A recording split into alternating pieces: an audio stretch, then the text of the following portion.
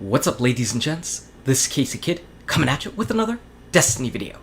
Today we're taking a little break from the grind, the Rise of Iron grind, because we're getting ready for the raid.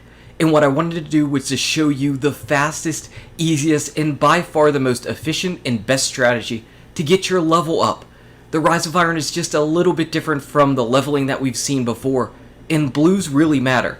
And blues that drop from strike bosses, they really matter, because blues that you get from Ingrams, they only end up decrypting at 340. 365 is what you get from the actual blues that drop from bosses. So what do you do about that? You go back to Omnigul and farm Omnigul. That's what we're doing. That's going to help you level up your light to nearly 365, which is pretty much the max that you're going to get from just the blues. After that, it's going to be needing your legendaries, needing your raids, needing your exotics, needing your faction packages. But I want to talk about this right now because this helped immensely. I was roughly 352, 353, 354 whenever we started this. After it was all said and done, I am nearly 364, and it only took a couple hours. So I'm telling you, this is by far going to be the best strategy. I'll walk you through exactly what we did though. If you are really lucky, you can see that little white Ingram pretty much to the left of me. That is a skeleton key. Now after all the runs that we did and all the strikes that I've done before, this is the only skeleton key that I've seen drop for me personally, so they are extremely rare, but you can still potentially get them by doing this strategy. So first things first, there is a little bit of RNG that you need for this, because we're in the heroic strikes right now, the new Siva heroic strikes, and it's arc burn. So you can see that we're all rocking out our swords. I won't actually be needing a sword going on, and I'll tell you why in just a little bit. But the RNG is that you actually need it to become Omnigul, and you really have no control in the heroic strikes. So if it's Omnigul, whenever we got to this stage, which you saw in just the last little part of this video, I said, why don't we try to go ahead and beat her and see what ends up happening. So that run that you just saw where I got the skeleton key, that was actually our first attempt in just our test attempt, and it ended up working really well. And we decided, you know what, let's go for it. Let's just stay in here and grind. And we grinded for just a couple hours, and like I said, I went up just about 10 light levels. The only reason why I'm not 365 is because my artifact is only 352. So I desperately need to go get an artifact that's higher light level, and that will help me get up higher. So let's talk about our team composition. Obviously, since it's Arcburn, I am on my Stormcaller, and this Storm Trance is wrecking Omnigul. It's wrecking her, and as your light levels increase, you're going to be dealing out even more damage as your light level goes up. I basically increased over 1,000 points of damage with every tick as I leveled my light up. So that was really nice. As far as my teammates, they are both on Night Stalkers with Tethers and Black Hole. Black Hole is pretty much key.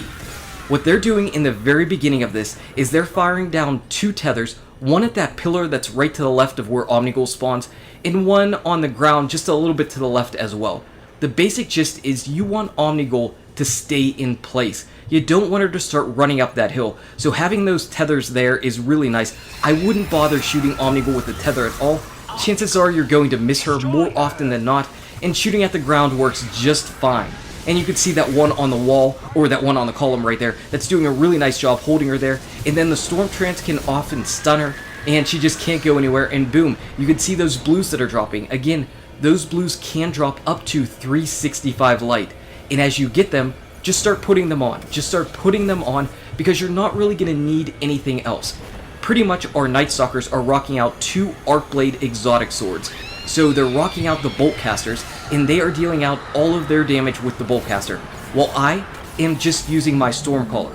Now what I put on my Stormcaller was I eventually put on the Landfall, the Impossible Machine, so they grant me Landfall right away.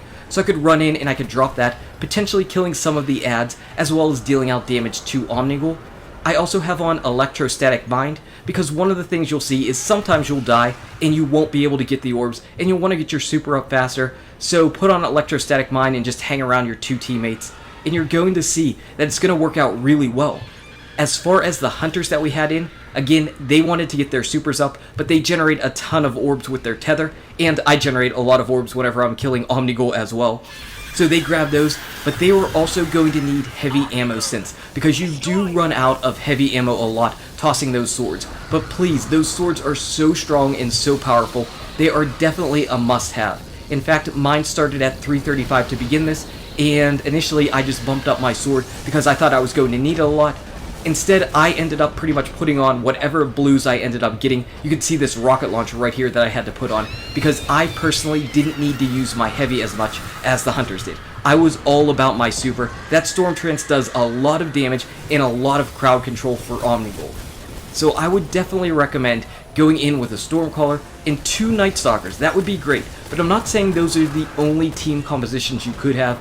I believe you probably could do pretty well with a Defender Titan with Weapons of Light. I think that would help out, but this worked out really well for us. Again, you're going to want to be in a team of 3 people to farm this. I don't think you could do it with blueberries, because chances are the blueberries aren't going to be paying attention. So spend your time in this, spend a couple hours, you'll get up to that 365 maximum light level that you can get from blues and pretty much from the heroic strikes. This is so much quicker, this is so quick, so easy, and it's going to be so good to get you to that 360 initial raid readiness. And even further, now I'm set, now I can maybe start doing a few other things. I'm going to search for an artifact, I'm going to start opening up some of my packages, opening up my exotic Ingrams, and I got a key too. But I'm not using it right here. I am not using it right here.